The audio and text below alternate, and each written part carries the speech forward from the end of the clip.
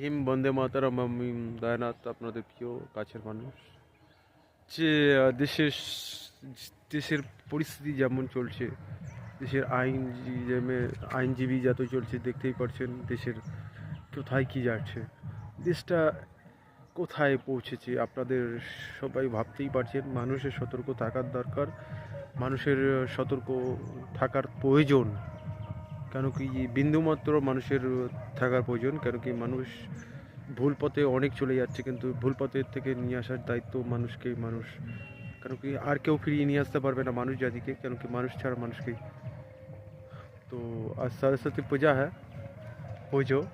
যে সরস্বতী পুজোর জন্য আপনারা জানেন, সরস্বতী পুজোতেই জবে যাবে কত জায়গায় মেয়ে ছেলে, কত দূরে দূরে সব বাবা মারা কী করেছে, মেয়েদেরকে ছেড়ে দিয়েছে। এই রাতে দিনে সব সময় দেখি ছেলের একটা করে ছেলে আর তিনটে করে মেয়ে এরকম ঘুরে বেড়াচ্ছে। এই সমাজটাকে, আজকের সমাজ সরস্বতী পুজোতে যে দেশটা এতটাই পরিবর্তনে খারাপ এসছে, যে দেশের কোনো সুরক্ষাতে আইন আর ব্যবস্থা নেই, কেন কি দেশটা এমনটাই যাচ্ছে।